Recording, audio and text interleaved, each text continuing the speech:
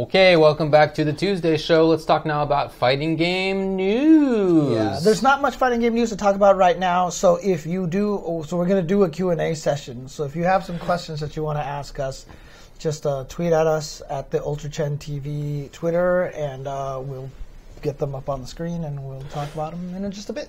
But before we do that, here's some news. Probably the big news was last week, ArcSys did announce a bunch of stuff about BlazBlue Cross Tag Battle. They showed us a couple of new characters, and then they also gave us the pricing for it. So it's going to be a $50 game. Individual DLC packs, which there are going to be 6 total, is $5 each. Okay. So that's an extra $30, right? So that'd be $80 total. However, you can buy the complete DLC bundle for $20 all at once. So basically season pass, right? Season pass. So that would technically make it $70 total, right?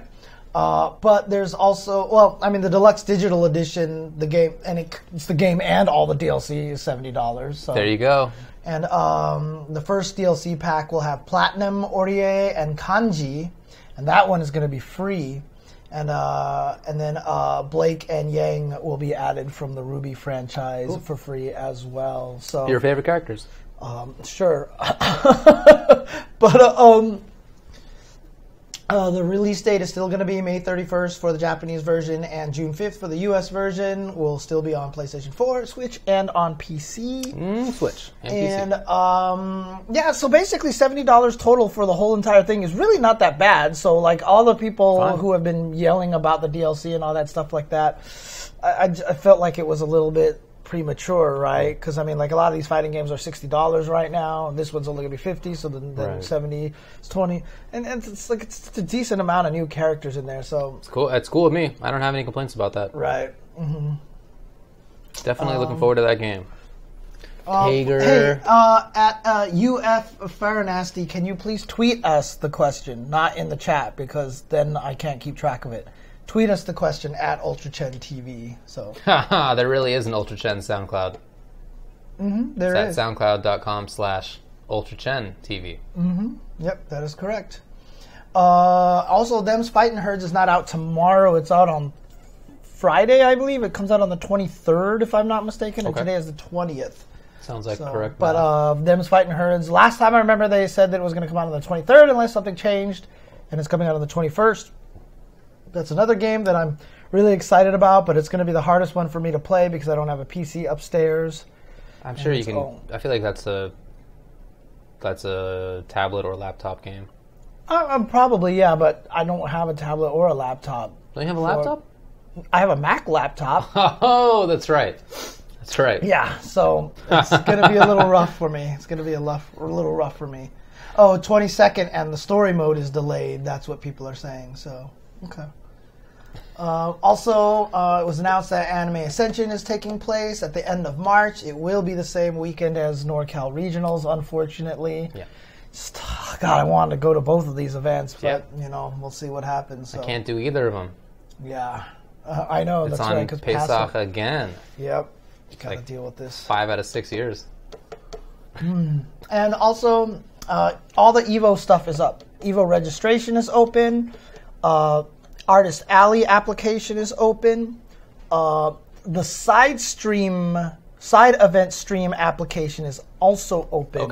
And I saw a tweet from Evo saying they've already gotten a bunch of applications for MVCI, UMVC3, for Pokken, for a bunch of stuff. So there's a bunch of games there, you know, trying to vie for some time on that side stream. So definitely, if you want to get a side tournament there, I mean, I think Catherine was one of the one that they said was there as well. So there you go. They're going to dedicate one of their streams to the side tournaments. Very cool. So if that's something you want to look into, go check out the Evo account on Twitter at Evo, and you'll find all that information on how to apply that. I think media application is there for a media pass, et cetera, et cetera. Awesome, so all the registration stuff is open now. So cool. There you go.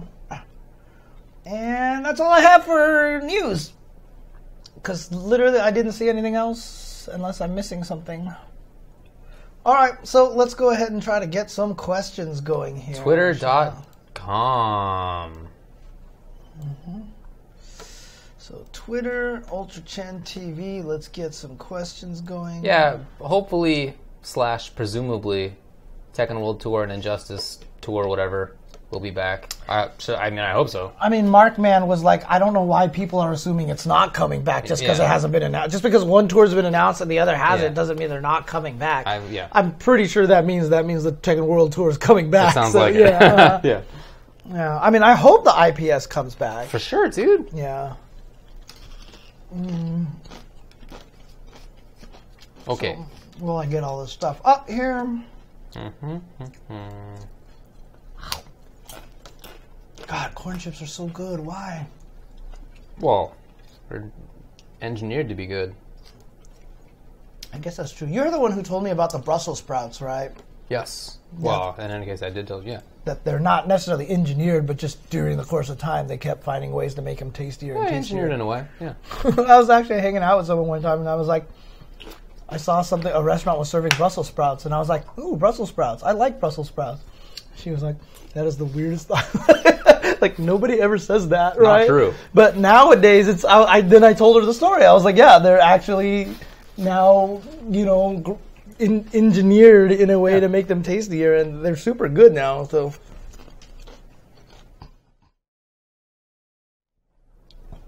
All right. So we're going to start off here with a question by a crime fighter. What? Because that's what his handle is. A crime fighter. A crime fighter.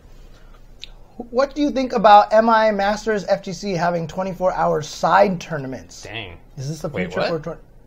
Huh. Do you mean... I'm not sure what this means. Surely the tournaments themselves can't be 24 hours. They shouldn't be. That just might mean it's like AGDQ where they're actually playing tournaments for the whole 24 hours. So maybe the side tournaments are even playing during the night. Like 2 a.m. Melty Blood. Huh. I mean, look, it's a cool idea, but for somebody who actually wants to play in all the games, it's bad. That sucks, I would think. Because, like, what if you're, like, the biggest Melty Blood fan, and Melty Blood's at, like, 4 a.m., but then you're also playing Street Fighter, which is at, which is going to be at 10 a.m. Yeah. It's a little rough. I like the idea of it, but in actual practice, it might not work out great. Side tournaments starting at all hours of the night. Melty is a main game, though. Oh, well, okay. Not bad. There you go. Just going on stereotypes over here. Okay. I mean, if they mean by side games like the Sailor Moon game and then like TMNT Sailor Moon's a main game. Then maybe it'll work. Yeah, maybe it'll work. But in any case, 24-hour venues are good times. Yes, 24-hour venues are always great stuff. So, whoops, this is a response. Ooh, Silent Scope asking us some questions here. This guy. Silent Scope says, what are your thoughts on Evo Side Tournament stream, and what games would you like to see? Ooh, okay. I mean, we're obviously going to be biased. We're going to say, like, ST and Third Strike, right? That's Vampire Savior. Of course, MVCI. I'd like to see MVCI and Marvel 3. Yeah, I would really like to see Marvel both. 3 as well. And I know Angelic is working hard on that. He's spearheading the application for both of those games. Right. So good stuff. I'd like to see KI. Yes. I would like to see MK9. Skullgirls. Sure. Be another good one. I feel like everything will be there. Yeah. I mean, I think it would also be awesome because, like, even at Evo Japan, like I said, ARMS actually looked really cool. I think ARMS would be neat there. It did, actually. Catherine would be super cool to have there as well. I'm totally down with it. Final Fantasy Dissidia, I think it would be really cool. There you go. Them's fighting herds? Can you? Oh, that would be sick if they could get one from over there. Fight of Gods. Fight of Gods. Dang. They keep adding new characters too. Like, are there? There's a new character that I saw that I was like, who is the this? last one I saw was Santa Claus. Yeah, there's someone after Santa Claus. Okay. So, yeah. All right. KOF, of course. KOF, of course. Unio. Under night. Dude, there's too many games. There's too many games that could do this. Bring back Mario Kart so James can get top 8. Yeah. You know who apparently is the best at Mario Kart? Is Katana Prime. What? Yeah, apparently he's won like 4 years in a row or something like that, Mario Kart at some event. Which Mario Kart? I don't know, man. But really? Like, yeah. That's awesome. I mean, I guarantee you he's better than me because I have not kept up. Yeah. And my best was DS, but that's so different than all the other ones. Yeah, my favorite one for sure.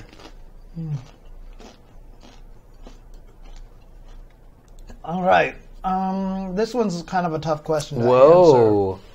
answer. Pedro asks, what are your greatest fighting game moments you guys got to experience? Very difficult to answer because there's so many good ones. There are a lot. Yeah. I mean, I did get to do the Daigo moment, which was kind of life-changing in a way. Because when I saw the Daigo moment happening and I heard the room thunderous applause and just how crazy everyone was going, it was the first time that it really appeared to me like this could become a real spectator thing. You know, that was what convinced me that the current time that we're living in was possible, was seeing that Daigo moment. So that probably is one of, I mean, that's the corny answer, but, you know. Sounds perfectly reasonable. Right, but that's definitely one of the biggest ones for me. Man, yeah, it's really hard for me to say.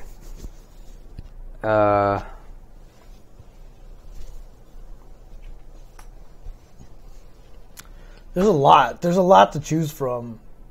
I mean, you and me have been around for a long time. And we've seen a lot of things happen. The first time Evo, maybe like 2010 Evo, where it was like all of a sudden gigantic. Oh, like even 2009 was big, but like 2010 was a result of 2009. Yeah, right. Yeah, and that was the first year we were doing commentary. First year commentary. There, yeah. That may be it for me. Okay. But yeah, again, that's a really tough question to answer. It's a very, very tough question. That Combo's bionic arm, that was definitely cool, and that was in 2011, quite a while ago. Right. Also, Dang. guys, if you want to ask questions, definitely send it to us on Twitter at UltraChenTV. Yeah. I haven't been getting too many questions yet. So Funko's double perfect on Daigo. Yeah. That actually, according to Mr. Wizard, has been one of his favorite Evo moments ever. Like maybe even more than the Daigo parry. Known Daigo hater, Mr. Wizard. Dude, everyone is a Daigo hater, dude. I don't think that's true. Anytime you say anything remotely negative about Daigo, you become a Daigo hater. You know, like I'm like a big Daigo fanboy, and I'm like, oh, I'm surprised he's doing well. And was like, why are you always hating on Daigo? I'm like, dude, come on. Yeah, he's a good fella. So Obelman asks, how do you feel about NRS just being an MK Injustice team, since everyone thinks MK11 will be announced this year? Well, that's what they do. Those are the two games that they develop. I'm happy that they started developing something other than MK, which they hadn't forever. Right. So that's fine with me. The only thing I really want is I wish that they allowed more than 2 years before they put out the next game. Right. I understand why they don't. They make a lot of money on each time they put out a new game. I get it. Product cycles, capitalism, etc. But that said, I really wish we had like at least 3 years to flesh a game out, you know? That's it. Especially because I think Injustice 2 has been easily their most solid game up to this point. They keep getting better. Yeah. I really like how this game is turning out. Or I should say turned out. I'm with you.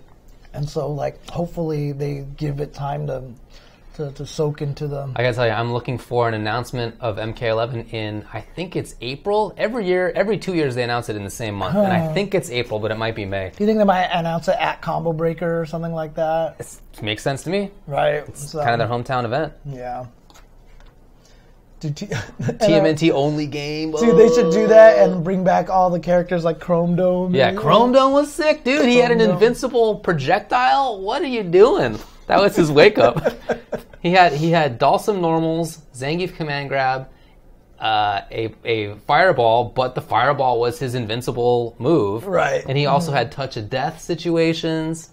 Wow, that character was messed up. What a cool character. Well, here, Tiger Enthusiast doesn't have a question, but he just wanted to express how much he enjoys the show and appreciates that we two have continued to do it all these years. Always something I look forward to.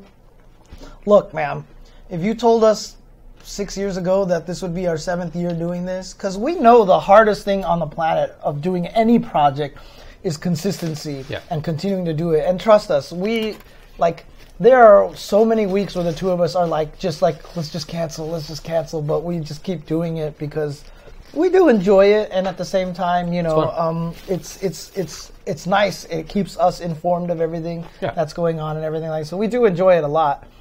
And so, yeah, if you told me we would still be doing, like, I'm uploading season 7 videos. It's crazy. It's ridiculous to me, but yeah. It's been a good time. I've enjoyed it. I've enjoyed the 7 years that we've been doing this, so I look forward to it. So, yeah. You think that the gear system will be in MK11 because they're probably trying it out with Raiden and Sub-Zero for the next MK game. That'd be pretty cool. But I also think that the gear system is like an evolution of the variation system. Right, yeah. I was about to say, so. I would be sad if they took away the variation system. Me too, I really like that. Yeah. And it's not the first time that an MK game has had that. Characters have had multiple weapons in the past, so it'd be cool to see that continued. Also, I've got a question specifically for David here from Colin. Yeah. It says, assuming MK11 premieres at E3, what is the one thing, feature, or fighter you would want to see for the new game? Oh, that's never something that I really think too much about. What I always want to see primarily is just new stuff. I'm not terribly invested in returning characters or returning mechanics. I just want to see new things, so that's, as a result, really hard to answer. But if I were to name one thing that I want to see come back, I really miss block dashing from MK9, where you could dash and then cancel your dash with a block. Because that mobility that you could get from that was really unique. In MKX, you ran, right? Dash, then block turned into run, which meant that you had super fast movement, but not like the same kind of positioning, exact positioning. And of course, it was also hidden in the stamina meter. So that's right. Yeah. You couldn't just keep running. So I really think that movement was some of the most interesting that I've ever played in a fighting game. I'd like to come back. In MKX, was the foot speed for the characters still pretty much universal for most of the characters, or did they actually? MKX had some significant differences. Okay, so that one did. Okay, because I know MK9, everyone basically kind of had the same kind of movement. Yeah. Right? Yeah. Okay. But in MKX as well, on top of walk speed, some characters' runs were full screen in 1 second. Right. And some were like pretty slow. So, yeah. Let's see. Does the money from the Ultra Chen TV subscriptions go to a different account than the jchensor ones? Yeah. jchensor ones is just me. Ultra Chen TV ones, we share that one. So it just depends on who you feel like supporting and stuff like that. So, yeah. I mean, you have subscriptions on yours as well, right? I don't think so. I think you're partnered, right? I am partnered. Yeah, you're partnered. I hope nobody's been subscribing to me for the last 6 months because I haven't done anything and I haven't checked. So. But theoretically, you do have subscriptions. Yeah, so if you just feel like supporting Ultra David for the hell of it, you can do that. You can do that. So, Mzukey asks, do you think that Street Fighter V having DLC characters locked behind a paywall gives DLC buyers an unfair advantage? I find it very hard to be competitive when I can't lab against DLC characters in training mode. Okay, all right. I mean, the answer is yes. I mean, for sure, if you can buy them, you have an advantage because you can lab them, right? That makes a huge difference. The thing, I guess, if you are competitive, there's no excuse for you not to have them. You know what I mean? You got to do it if you're a pro player. But if you're a casual player and you're just playing for fun, it can be kind of frustrating. So, I mean, I've heard NuckleDu and Punk talk about how they didn't own some characters in the past. Yeah, it's true. But that's a rarity. Most people have the characters. I got Blanka from Fight Money. Oh, did you? Yeah. Oh, okay. I have a Season 3 pass, so I just... I think I do on... It's either PlayStation or PC. I have one or the other. I forget which, whatever. Okay. So I got him on Fight Money. But that means I don't have the amusing costume. Right. Because it's just bare bones as a result. But I can lab him. Right. So that's possible. It's not the best solution because it takes a long time to get enough Fight Money for that, but it's possible.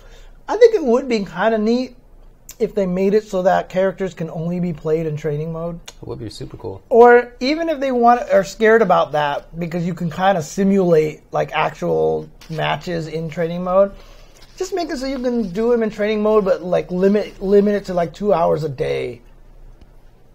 Because, I mean, that would be enough for you to lab at least, and then you couldn't play long sessions, but at least you can figure out what's plus and minus and things like that. I think that would be nice. Yeah, it would be nice. I just don't know if they have that kind of infrastructure within the code to do that. So seems unlikely. They could probably put it in there, but it just wouldn't be something that they could just turn on and off super easily like that. So yeah.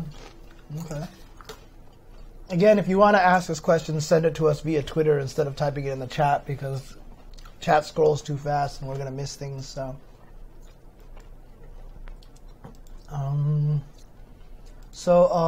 Tabby Turnip says that she may have a mouse in her kitchen. Can we send Nathan and Lyra? Well, Lyra is a little bit busy being a cute cat in my apartment. Okay. What about Nathan? Nathan, I mean, I'm trying to decide right now because he usually is the one that's more aggressive when I feed them like spiders and silverfish and stuff like that. So, hold on, what?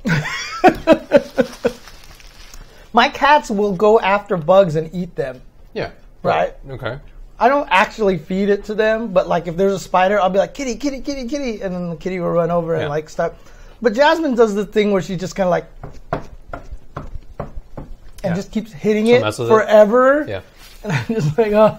But Nathan will run by and be like, he'll get and then they just eat it. Yeah, like that. So there you go. So Ajax has a hairball for the first time ever. Oh yeah, okay. He retched so significantly that we actually took him to the vet because we thought there was something actually wrong. So they just had us get like a lube. So he has like lube, but for cats. Throat lube. Yeah, he has you put it in his food or something, or what you do is it's his paste, and you're supposed to put it on his paw or on his nose, so he licks it off. Yeah. So what I did at first is I put it on his little hand, and he went twice, and then he just started walking around without the fourth paw. It was like it's a dead paw. He was walking like this, basically? He just oh my god, completely ignored that paw until I was like, fine, I'm just going to clean it off. So I put it on his nose and it all worked out. Okay. I thought that was pretty genius, though. He's just like, fine, I don't need this hand. Oh, man.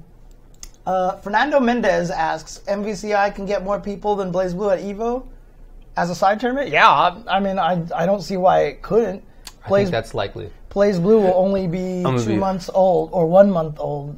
2 months? Month and a half. Month and a half, yeah. So I wouldn't be surprised at all if MVCI had more entrants, and it's definitely not a dead game. A lot of people are still playing it. So, all right.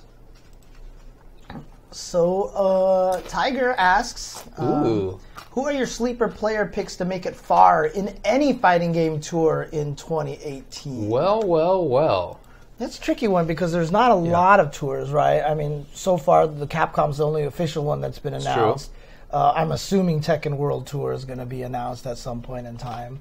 I hope an Injustice one gets announced. And I think that Bandai Namco has already said Dragon Ball's not going to have a tour. Oh, really? Year. I think so. Dang. I remember someone saying that to me. Someone in the chat can confirm that or not. So. That sucks. Yeah, but let us know. Yeah, we'll be at final round. Yeah, we'll be at final round. We actually just got tickets. Mm-hmm. So, who's your sleeper player? I don't know. I'm trying to think about it. I don't know that there's any player who I think is going to jump up that did not already do so last year. You know, beginning of last year, I thought Punk was going to jump up. Then it seemed like Mena was on the cusp, and then he did it. Right. Mm-hmm. Like, is there a Mena RD from last year? You know? Oh, well, you know what? I would probably pick, like, guys like Kichipamu. Oh, okay, that's a good one. Right. So he's an excellent Zangief player, young kid. Yeah. Some of those young players like that, maybe. Hopefully he switches characters. Dude, I will tell you this right now. Who do I think is going to be like top 5 on the leaderboard this year? Yeah. It's probably Itazan. Definitely, dude. Because if he plays Abigail, oh man, he's going to, Dude, you know what's very funny? Is now Nemo's going to get to see what a strong grappler looks like in Street Fighter, because that hasn't happened in a long time. And he's hated Zangief this whole time, and Zangief's like not actually top 5, but Abigail probably really is. So yeah. Abigail is legit. Well, someone asked me this question. Gerald L.A. Akira asked me who I felt like in Street Fighter Season 3 feels like would be the strongest characters so far. Yeah. and you know, Abigail, Rashid are like two of the easy answers. It was hard for me to name someone else that I felt like was going to be super strong. I was thinking maybe Manat is going to be super good, maybe Ibuki, because people are finding crazy things with V-Trigger 2 now. I mean, what do you think right now? I think the best seems like it's Rashid. I think I would say probably like Rashid and Guile. I'm not sure that I think Abigail's really going to be at the very top. I think there's going to be a little bit of him falling down. Not even so much that it's grappler syndrome, but that it's... he's barely a grappler. Right, that's not even the main part of it, right? But in the same way that maybe like a boxer kind of fell down a little bit last year. Okay. He was always a good character, but by the end of the year, he wasn't winning stuff in the same way that people thought he was going to, because other players had kind of figured some stuff out. So I expect him to fall a little bit, but he'll always be good, I think. So yeah, I would say Rashid seems like number one to me. Guile, you know. I honestly, Cammy. I do think Cammy is going to be... Yeah, I was about to say same thing. I really do think... I feel like low jab in a throw is going to be so good for her. And so, okay. And there was a slight patch, but they only nerfed stuff for V-Trigger 2 mostly, and V-Trigger 1 is the scarier one anyway for Abigail. So. Oh yeah. The patch that's coming out. So. Oh well, I think he's saying that there was a patch in season 2, so there may be one in season. Oh, I see. Okay. Which may be the case. Okay. But even in season 2's case, mid-season patch was not very big. There was some slight changes to some characters, but not a lot. Like Urian was probably one that got hit the hardest. Yeah, Urian got nerfed. And he was still super good anyway. Yeah. So. Fang got a little bit better. There's some slight changes. He got unnerved. Unnerved, right. All right. So Suresh asks, what fighting game would you want to be a developer on? Ooh. I mean, for me, I've always said I want to make a Darkstalkers game, right? So Darkstalkers would be a fun one for me to work on, but only because I feel like I would be one of the people that could try to make sure that it doesn't go the wrong direction. Because I know that, you know, Vampire Savior is such a special thing in terms of art, in terms of just like how it's presented between the humor, the sexuality, the violence, you know, all the different artistic elements of the game. And I feel like taking it one direction too much, like trying to make the game too sexy or try to make the game not funny enough, or there's a lot of sadness in the game too. Like the War Agony is like one of the greatest soundtrack songs ever, and it's just like really somber, and the stage is like dilapidated, you know, side alley streets, you know, and stuff like. You can play it in front of a giant fetus. Yeah, exactly. And you would need that perfect balance of all the elements. And I feel like a lot of people might lose sight of that, or just think, hey, these characters are crazy. Let's make crazy characters. And it's like, no, that's not going to work. So that would be one game. Rival Schools is always one that I've always wanted to do on. I've always joked that I want to make a modern ER Kung Fu. Okay. I would love to make an Avatar, The Last Airbender fighting game. That Avatar. Yeah, not the other one, but yeah. Those are probably my four. I also have a secret answer which I'm not going to reveal right now. Dang. So. All right. Well, if there were any fighting game I could bring back, it would be FighterZ Destiny. Because I loved the point system of that game. So in that game, it was first to 7 points, I recall correctly. And there were different ways to do it. Ring out got you 1 point. A knockdown got you 3 points. Right. Removing the opponent's life bar and then getting a finishing move on them was 4 points. Oh, dang. Okay. Yeah, but that took the longest because you had to pummel them in a way that was different. It was a pretty busted game, and characters were very imbalanced, and it was, but it was neat idea. Very interesting idea that I would love to see again. That's why you'd want to work on that. Exactly. You could make it not busted. Ideally, anyway. But as far as a practical matter goes, any likely games, probably like MK11. Oh yeah. Okay. Yeah. That would actually be cool to get you on a game designing team like that. They wanted me to come for Injustice 2 to test stuff. Oh, right. They wanted me to come out there for a couple weeks to test things, but I couldn't take time off and do all that stuff. So. Okay. Let's see here.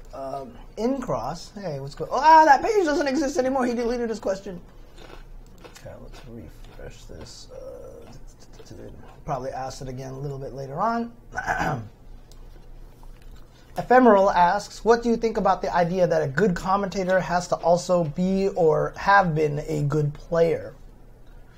I don't think they have to have been like a great player, but at least somebody who's played enough to understand how the mind games and fighting games work. Yeah. You know, and the mentality and how nervous you get when you play, or, you know, to recognize things that are happening to the people who are actually playing. Yeah. I think that's very important. Yeah, I think that's a good way to put it. I do like, you don't need to have been the Justin or Tokido or Punk or whatever generation or whatever game to be a good commentator. But I do think that you should have been like one of the better players at some point. Like you should, because the mental side of it is so important, and knowing what somebody is likely to do at any one time or why they may have done it is really important for having good commentary. Really important, because if you don't have that, then you're not adding anything, right? Like, it's very hard to like add anything, right? Unless it's just excitement, I guess. But just that is stale too. Like, even if you listen to Yipes, he's not only doing like the crazy stuff. There's a lot of info in there too. So that's I do think something that's necessary to be strong. And the other thing too is that in fighting games in particular, like, I think you can get away with not being great in some other things, even some athletic sports, even some you know, other esports or whatever like that. But the hardest thing about fighting games is so much happens that doesn't happen. You know what I mean? Like, a lot of things that make people make the decisions didn't happen on the screen. Like, sometimes you'll see someone messes something up, and like, you can kind of recognize they messed it up, and that affects their decision later on, or why this happened. But all the things that are important in a fighting game, a lot of them is hidden behind stuff that you don't actually see happen on the screen. Like, there'll be times I'll see someone like play, and you'll see someone do a move, and for some reason you just know, okay, that guy realized what just happened there at that particular moment. You know, like weird things like that. It's just, I don't know, it's hard to explain. Well, I feel like the biggest difference personally is that the FGC sort of requires their commentators to really know what's going on in a way that other scenes don't. So it's not uncommon for commentators in other scenes to have commentated like just a host of very different games. Hearthstone and League of Legends and StarCraft and Overwatch. Right.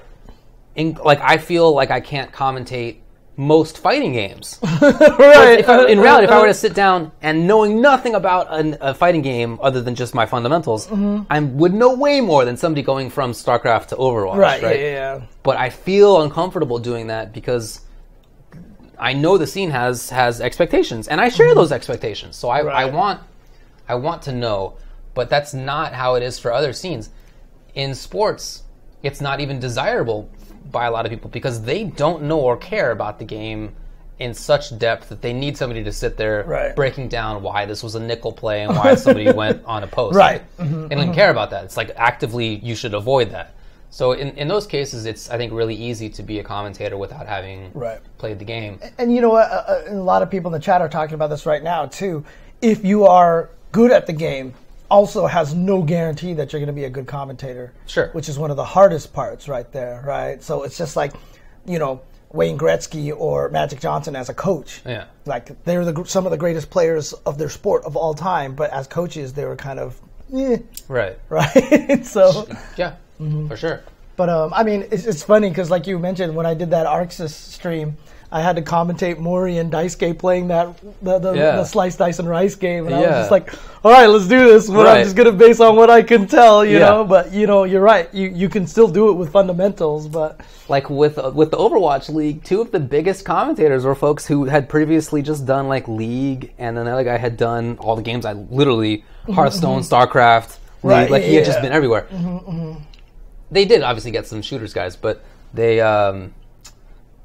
but the guys who didn't previously do shooters are there because they bring lots of fans. Right. They have a big like fan base, and they're smart fellas. I'm sure they can learn the game, but it's not. There's not the same expectation in other esports scenes that the commentators will have the same in-depth stuff that a fighting game commentator will have. I really like what Rio Ayanami says in the chat. As a good commentator is someone who loves talking about the game. And that's like one of my... every one time someone asks me what's my advice for commentary, I always say, just make sure you're having fun and make sure you love the game. Because as long as you love the game, it comes through. You know what I mean? And it automatically makes it that much more interesting. So yeah, and you're not going to hate it as the commentator. Yep, exactly, which is important too. Yeah, dude. I've definitely listened to some commentators not want to be there doing commentary. I've done it in the past. I remember when I hated Marble 3 for that period of time. Oh yeah, like a year or two where I hated it, and I was still commentating it, and it was clear. And people called me out on it, and I was, okay. And I could hear it in my own commentary and listening back to it. Huh, interesting. That I wasn't as invested as I should have been. Right. So I get it. All right. Well, Peter0611 asks, what Evo numbers do you expect Dragon Ball to get? We talked about this a couple weeks ago when we talked about the Evo lineup reveal. I said that if the Evo registration was before the game came out, that we would probably have 5,000 to 6,000 people in there. But because now the game has come out, and just naturally, it's not Dragon Ball's fault, it's just general hype has died down a little bit. That happens. I think it'll probably be reasonably about 3,000 to 4,000. I think somewhere around in there. Yeah, my guess is about 3. Yeah. If it could get to over 9,000, that would be the most amazing thing. But no, it would be a bummer if it got to like 8,500. Like, why bother? Okay. Sorry, by the way, stream, that I'm chomping on chips. I know you can hear that through my microphone really badly, but again, I can't stop eating corn chips. I can't. I can just eat all the rest of them. You know, I can just take it away might be a good way to do that. Aaron Lanton asks, what is currently missing from Challenge on Smash GG to take them to the next level for players, broadcasters, event planners, spectators, etc.? That's an interesting one. It is an interesting question. The thing that I want to see the most is frequent updates, which is not a Smash GG/Challenge issue. It's the tournaments themselves. When a tournament is updated in real time, it's super helpful to me on commentary to know what's going on, because I want to be able to talk about upcoming matches, right. Or who they beat. They just beat some great player on their way here, or they lost to some Joe Schmo. How'd that happen? Like that's something that is really, really nice to be able to talk about on commentary. So that, I think, is the biggest thing for me. Dude, actually, I really. But again, it's not really a Smash GG/Challenge issue. I really like what Toph said, though. Having an app, an app for Smash.gg, I think would be super nice. It would be great. Oh man, Curly, I bet you have. Yeah, opinions. I know. That's why I started bet you laughing. are made of opinions. That's why I started laughing as soon as I read that from Curly. I was like, oh man, he could have his own 2-hour show on this topic alone. So follow Curly W on Twitter, and you will be able to see the opinions on this one for sure. But I mean, Curly W, if you had your number one thing, what would you? He's already typing it up for sure. He hasn't typed. He hasn't hit send yet, but he's definitely typing it. Okay. So Mr. Vec thinks if you click someone's name in a bracket, if it showed everyone they faced previously, that would be awesome. Agreed. Rather than having to navigate back through the steps, you just click their name and see exactly what's happened. That actually would be really nice. There's just a lot of really good UI stuff that they could do that would help a lot. So, all right. Nutacon asks, who do we want to be as a guest character for Soul Calibur 6? Someone actually responded to him and said 2B from 2B? Neo. I have no idea, dude. You know the chick with the... Yes, I do, but I have no idea how to pronounce it. Oh, okay. Yeah. I've never played it, and I've never talked about it with anybody. So yeah. Not a word I've ever said out loud. But that would be an interesting character, for sure. Who would I like? Yeah, I don't know.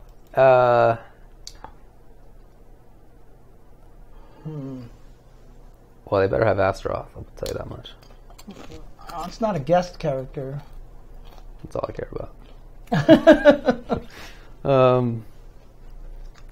Somebody with a weapon. It's got to be a weapon. Actually, you know what? I think it would be awesome if they put someone like Baiken in the game. Dang, that'd be wild. put Baiken in the game, or put someone like Haomaru or something like that. Haomaru would be sick. Haomaru might be kind of cool. But Mitsurugi is kind of that. Yeah, I guess that's true. Kind of that role. Yeah, I guess he's kind of in there already. What about like Kusarageto? That would be crazy. Which one's that one? You know the giant dude from Samurai Games? Oh, the one with the giant, like who looked kind of like a Titan, right? One of the Titans from Attack on Titan. That's a good way to put it. Yeah, with his arm bone, whatever. Yeah. That'd be sick. He'd be like the size of the stage. Yeah, dude. Put in the Teenage Mutant Ninja Turtles. Actually. Yeah, actually, have different takes. Wouldn't it be so cool if you could have different takes on TMNT in different games? Dude, actually, if they just started doing that and putting them in every fighting game, that actually would be awesome. Really cool. Yeah. Yeah, that actually would be love super that. Cool. Yeah. Put them in like Dragon Ball. Yeah, dude, Dragon Ball TMNT. Dragon Ball, put them in Street Fighter. What the hell? Just put them in everything, dude. I think that would be super. That'd be awesome. They would rule the fighting game universe. All right, here's Incross's question. If the netcode is solid, do you guys think Third Strike will resurge in the West with Street Fighter Anniversary Edition or Anniversary Collection? The game being on all platforms is huge. Well, I doubt that it will resurge in the sense that it'll be like a main game again, but sure, people will come back to play it who have not been playing it. I'm looking forward to it myself. I mean, so sure. Third Strike is the hardest one because the Third Strike players are really picky on it not being on the arcade hardware. Like, they're super picky about that. Yeah. But they've already said it's arcade perfect. I mean, good luck with that. That is quite a claim. That is quite a claim.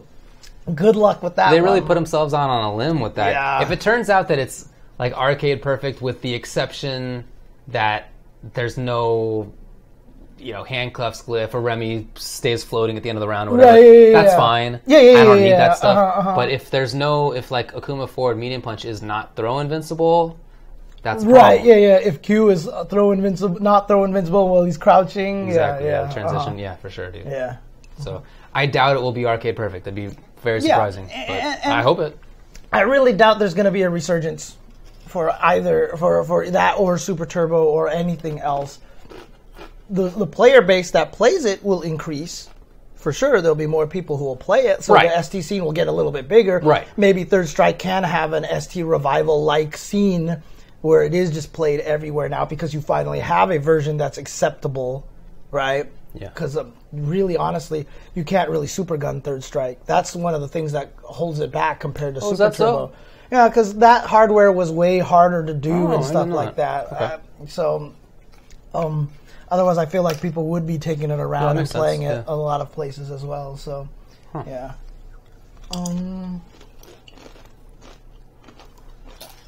And yeah, if the netcode on that thing is super good, that'd be so great.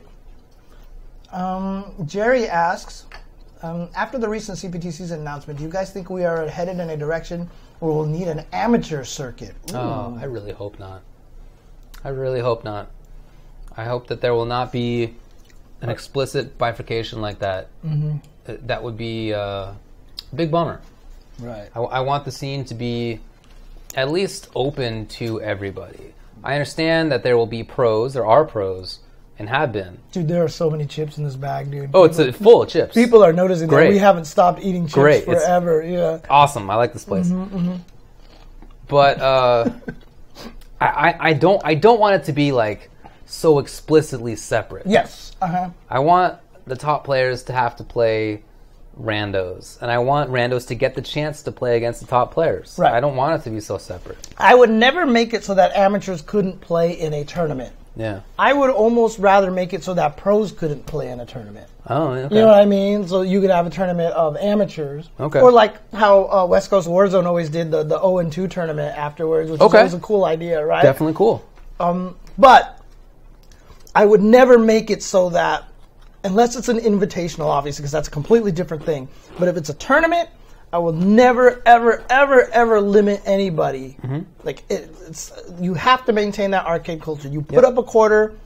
I don't care if I don't like the way you look. I don't care if I just think you smell or whatever like that. You probably smell. You put a quarter up there.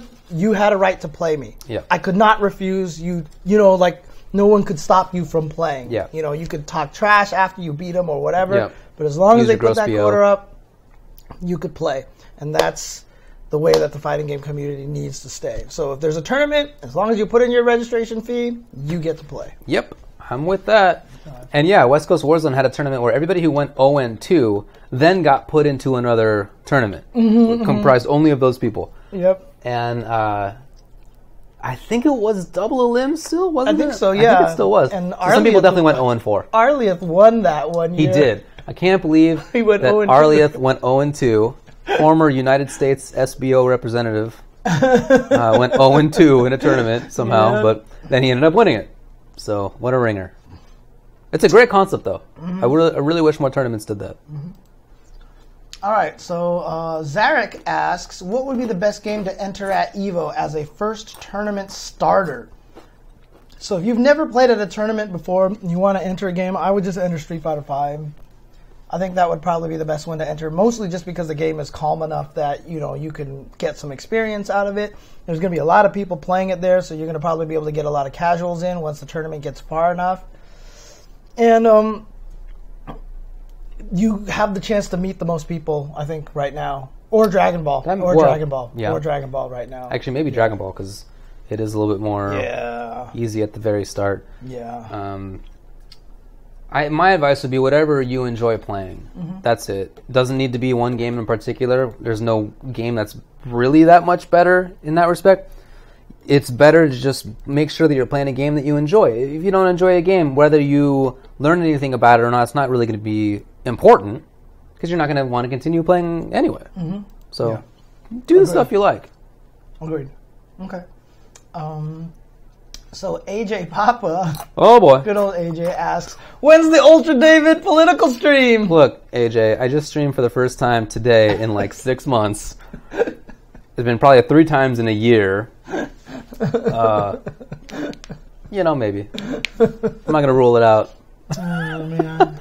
But that requires so much like preparation. I was thinking about how it would go at one point. And I would have to spend some time seeing like, all right, what are the important news stories of the week? Right. Writing out what I would want to say about it.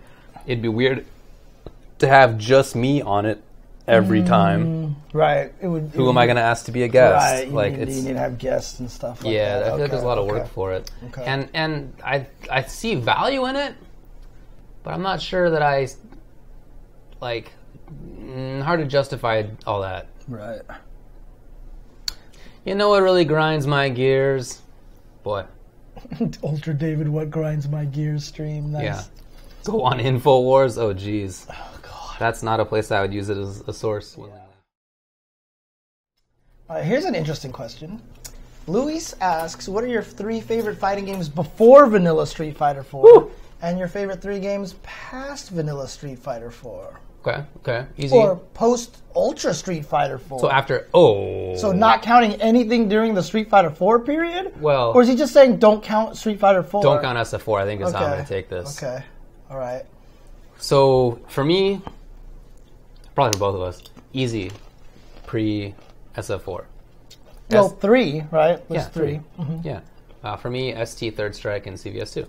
And for you, It'd be ST, Vampire Saver, and I'd have to think about the last one. Okay. I'll think about the last one. After, or not, the post time. Yeah. I mean, one of them would be Exer. Sure. For sure. There's so many fighting games after. The thing is, if it's post 2015 when Ultra came out, right? There's not as many. There's still a lot of choices. Never mind. There actually still is a lot of choices. So, okay, if that... Unio, yeah, I definitely enjoyed Unio a lot. But there were so many games after SF4. Yeah, so I know. I guess I would say probably... I'd say Injustice 2. Oh, yeah. Oh, for me, Tekken 7 would be one as well. Sure, that's a good one. For sure. I'd say Injustice 2. Yeah, that's actually true. I mean, for me, XX, Guilty Gear XX would probably be one of the pre-ones. That makes sense, yeah. And again, that would be the blob of all the XX games. Fair enough. Yeah, I think that's a good pick. Yeah.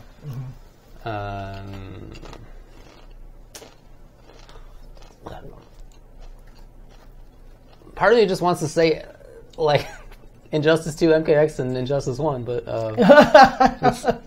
You're perfectly welcome to. I know. I feel like that's stupid. I might actually, honestly, put... Just because of how much I love the variety and the craziness of the game, I might even put UMVC 3 in there. Yeah, that is a good pick. Mm-hmm. All right, that is harder though than the pre-SF4 for sure. All right. Oh, KI is a good choice. There's a lot of good choices. The ones I'm thinking about in my head are KI, all the NRS games. I really liked Skullgirls. I really liked Under Night. For a while, I was cracking on BlazBlue. This is what I meant. After it was a lot. There's a lot. See, there's a lot. Yeah, I really liked Cross Tekken 2013. I really liked Marvel 3. Mm-hmm.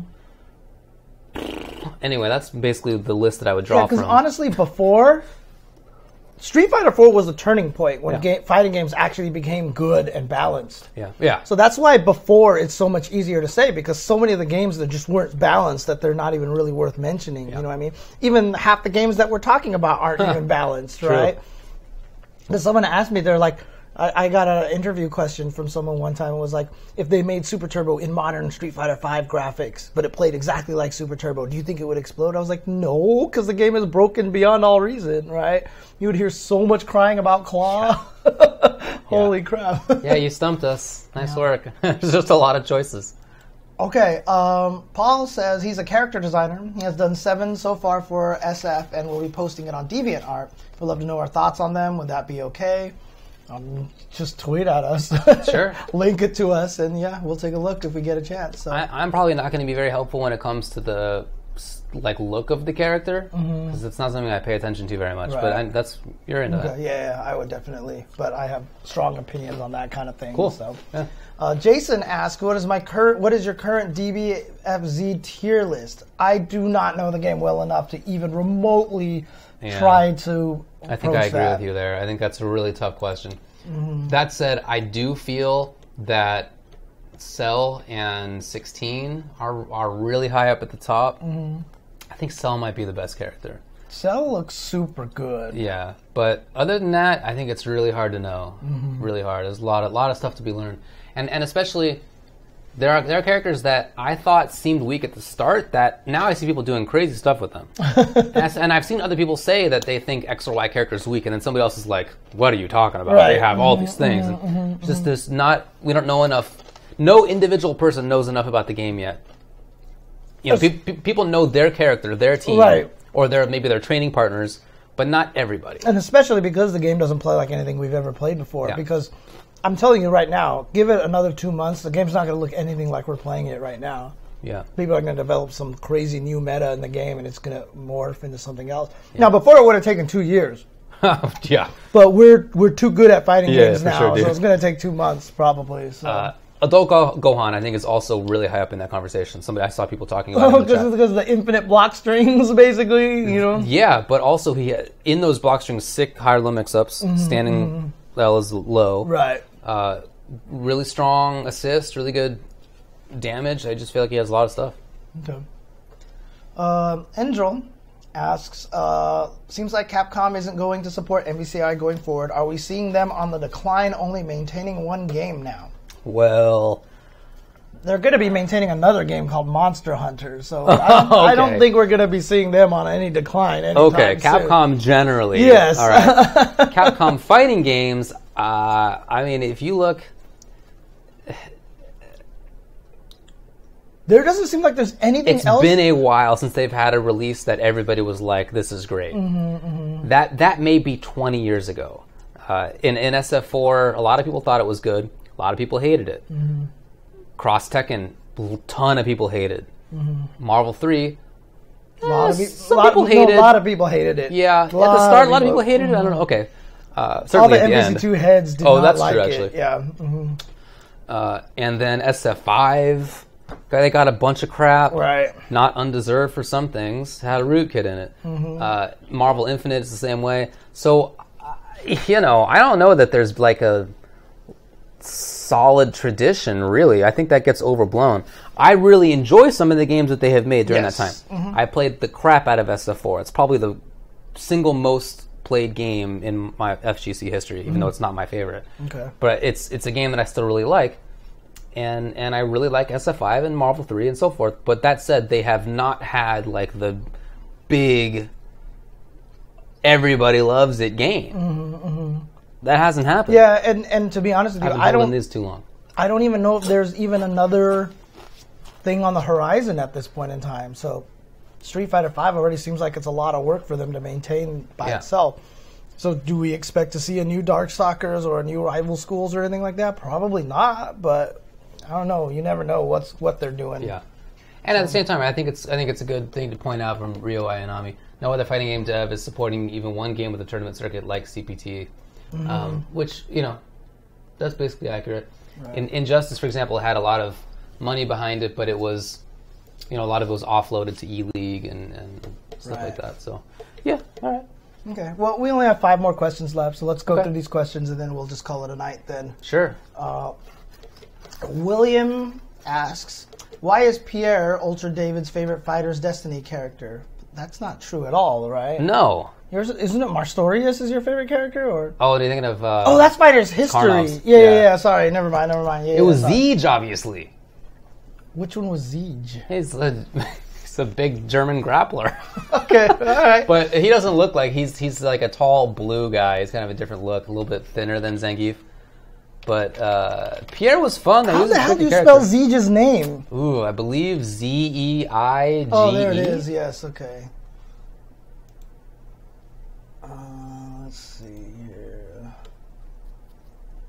Is it this guy? Yeah, look on the left. See the left? Oh, this right here? Yeah. So... I mean, that looks exactly like somebody I would play, right? Come on. Hang on, let me pull this out here so people can see it. There, this guy. Look at this guy. Right? That's got Ultra David all over him. Yeah, that's Ultra on the left, of course. Yeah, because ninjas are definitely not your thing. Definitely not. Yeah. Does that mean GOAT? Really? Dude, he's the GOAT? Let me know if that's accurate, because I don't know. I don't speak German. That's very interesting if so. But there you this go. is from FighterZ Destiny. So I liked him. I liked Abdul because he was a weirdo. And I thought Pierre was interesting, but kind of garbs. I didn't know it was like a 3D game. Oh, yeah, 3D game. Oh, okay. Yeah, I must be getting it mixed up with FighterZ History. Yeah, I think you are. Yeah, okay. FighterZ Destiny 2. Yeah, that's what I'm talking about. Interesting. We've got some interesting questions here. Okay. Phil Rufio asks, pick your 3 favorite fighting game characters to play together in a team of 3. That is just... So if we were to make a 3v3 dream game, right? Which 3 characters are in there? Right, to put on a team together. I don't even know if I can answer that question. So it's a hard one, because my favorite character is Hugh, and I think he would be the worst in a versus game setting. Could not imagine him in a versus game setting at all. Goku, Pink Goku, and yeah, the various Gokus. I mean, to be honest with you, mine would probably just end up being like 3 Darkstalkers. Okay. Oh no, it would be 2 Darkstalkers and Johnny maybe. I think it'd be cool to have like Team Giant, you know, like Tiger, Waldstein, and Abigail, something like that would be kind of cool. That'd be funny. I actually would play that. Mm-hmm. Yeah, I think Team Big Ugly Guy would actually be a funny team. Yeah. Okay. Oops, that's a repeat. So we only have 4 questions. Okay. Oh no, we're running out of chips soon. Colin says, this was perfect timing then. Excellent. Colin asks, I love the SNK Star Wars fighting game Maka. Oh, that was so cool. Yeah. That was pretty old, was it? Was it recent? Oh, I saw it recently, but I don't know when it's from originally. What kind of fighting game would you like for Star Wars? Something like Soul Calibur, Smash, or an SNK fighter? Well, I think that Soul Calibur makes a lot of sense. Of course, Soul Calibur did have Star Wars characters. Yeah. That's Soul Calibur 4? Actually, you know what? Weirdly enough, I feel like an Injustice engine would work really well because of blaster type characters. Okay. Be kind of zoning, I can see kind that. of like shooting kind of characters. That makes sense, right? And then the lightsaber guys would be close up weaponsy kind of characters. That makes a lot of sense. Yeah. Okay. I'm with you on that. Yeah. I was thinking about that. I think that might actually work. So, okay. And then finally, last question here from Shamar Lomax says, what fighting games do you guys play stick pad on? Is there a specific game you switch up on or just one format for all? I only play stick. I only play stick for fighting games unless you count Smash Brothers. Then obviously I play on pad. Yeah. But outside of that, I only play stick on everything. So. I played stick on everything, but I've been picking up Hitbox for the last half year. So now I would like to play Hitbox on everything, but there are some things that I think I wouldn't be able to. Like, I think that I just have too much muscle memory in 360s from Super Turbo to ever switch on that. So if I were to play ST again, I would play stick. Yeah. And I guess same for like Gigas in Street Fighter 3. Like, I would play stick, I think. But dude, even Automatic, who was like all hitboxes. Yeah. Recently on stream, he was playing some Third Strike, and he was using a stick again. Yeah, I think there's just something about games you have so much muscle memory with. I played Pokken on a pad, but only because that's what they wanted you to play on. You know. That was one of the reasons I never played, because I never got my Pokken pad. Yeah, yeah, it was a bummer that you had to do that for sure. I never played that game, dude. It's a good game. Because I literally have no idea how that game plays. Like, I know so little about Pokken. Super fun game. Makes me sad, so. Highly recommended. Well, Incross added one more question. All right, do it. And he says this is my last handful of chips. Okay. And he says, do you think Street Fighter V would benefit eventually transitioning to a free-to-play model style? Yeah, I do. Yeah. But I think that's been the case for quite a while. That would have been beneficial. And if it was going to have happened, it would have happened on launch. So I think that would be great, but I definitely don't expect it. Yeah. And furthermore, I don't really expect it from anybody.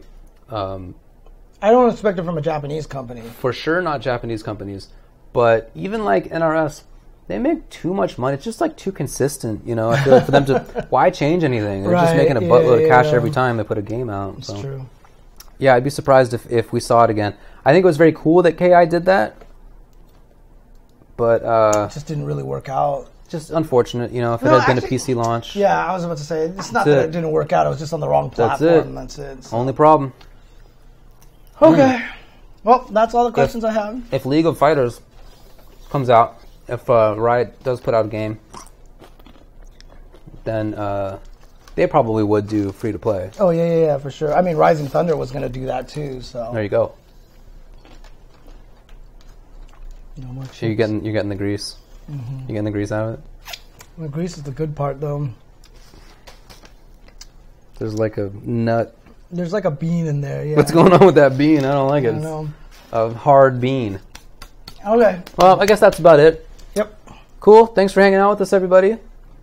And again, I apologize. I haven't been streaming as much as I want to. How dare you not stream? But I mean, obviously, we've been gone for a long time. I've been busy, and then now all of my free days, I've been trying to re-edit and get everything on there. I still hate YouTube, and I hate all of its monetization. But because like, I'll monetize the videos, and sometimes they'll flag them before I make them public. Yeah. And then you can request a review, and they'll review it. Yeah. As soon as you make them public. If you request a review, it's like, we won't review unless you get 1,000 views in 7 days. So you should always review before you set public. But they don't flag them sometimes until you put them as public. And so once I put them public, I have to put them back to private and then click on review, and then they don't have that requirement. Like, they don't even realize there's a workaround to their system. Right. You know what I mean? Like, and that's what so I've been putting videos public. And people would be like, "Oh, cool!" And then that episode will disappear all of a sudden. God. Because I had to make it private. It's so stupid. Very silly. Very silly. Hate it. Oh, hey, something I don't hate anymore is Breath of the Wild. Oh, have you been playing it some more? I have been playing it some more, and what saved it for me was the camel. You know, the camel divine beast. Oh, yeah. That dungeon was great. Narodus? Something like that, was it? I just called it Howl's Moving Camel. Did you not know the Howl's Moving Castle? Okay, never mind. Okay. I don't remember. Okay. It's a Miyazaki film. Oh, no, Okay. But yeah, that was a fun dungeon. Yeah. It was a fun one. So really I was playing that and I was like, all right, this is a good game. And then also, that was only the second Divine Beast you've done, right? Right. Okay. Yeah. Some of the other ones get kind of crazy too. I'm doing the elephant now. But oh, yeah. Okay. It's all right. Dude, you figured out the elephant, right? I literally just got that. Oh, okay. So don't tell me. But. Okay, yeah. I'll next week I'm going to talk to you about it because my friend played that dungeon and like... Okay, all right. Like water templed him? Well, basically, he didn't realize you could do something, and he beat it like the extreme hard way. Oh, sick! All right. Yeah. So since I played the camel, I also played some shrines that were actually interesting. Because before, I feel like I just maybe randomly found the worst shrines. I told you that there's some of them that are stupidly easy, and then some of them get really cool. Even the one wasn't that they were easy, it was that they were boring. Yeah. Like, even if they were difficult, it was like, this is boring. Like, I know what I'm supposed to do, but I just have... Yeah. So I think I might have just gotten a bad string of luck on that. Do you also know that if you find all the treasures in the shrine, that there'll be a little treasure symbol next to the name? So if you ever go into a shrine and you beat the shrine and there's no little treasure symbol next to it, you didn't find all the treasures. Oh, okay. And finding all the treasures is just for your own purpose because a lot of times they just give you things that you can get somewhere else. There's really never anything crazy in them, but it's for your own like satisfaction of finding everything in a shrine. Okay. So, yeah, anyway, it seems like a fun game now. Cool. It does... I still think it kind of sucks that there's only like 4 Divine Beasts. Like, there's not a lot to do, but it's not... I thought it sucked last week, and now I think it's good. But I still wouldn't say it's great. Right, yeah. Mm-hmm. I understand, so... Okay. It's very beautiful. Oh, yeah. Fascinating looking game. Oh, yeah. And like I said, for me, a lot of it got better as soon as I got the set of climbing gear. Oh, yeah, I got that. You have all 3 of them? I got the 3, and I have almost the full extra bar of stamina. Oh, okay, so you can like get around fast. Yeah, so it makes I'm it just a lot like better. running up the walls. Better. Yeah. But you also beat the bird Divine Beast, I beat the right? bird, so you have the super jump as well, which helps a lot too. So okay, cool. Okay. Any case. Okay. All right. Thanks for hanging out, everybody. Peace out. Have a good night. And wait. Hang on a second. Before we do that, remember, this weekend is Senkel Standoff. Hey, yeah. We will be there. We will be there. We'll be doing commentary for that, so definitely check that out. We'll be doing Street Fighter and Marvel commentary, they said. Oh, cool. Okay. I'm totally down for that. Me too. MVCI? Oh, I'm so hyped. Yeah, me too. Yeah, I'm really looking forward to it. Do we get to do anything else? Do we get to do Dragon Ball? Do we get to do Tekken? I don't think they have Tekken. Okay. I think they have Marvel, Street Fighter, Dragon Ball, and both Smash games. Okay. But Dragon Ball is on the same day as both Smash games, which we're not scheduled to be there on. Sunday. Okay. So we can stick around if you want, but I don't think we're scheduled to be there. Okay, cool. I mean, I'm totally, if they want to, to do I assume they've ironed it out, but if not, then I would love to do it.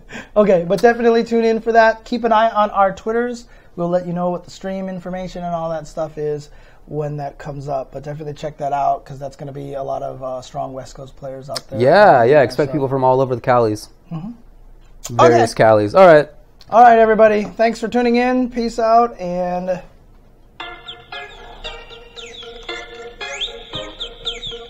the other song you were singing, I think, was one of my alarm sounds that you probably heard 7,000 times. I think you're right, yeah. Oh, is Hell Pockets doing DBFC? That makes sense.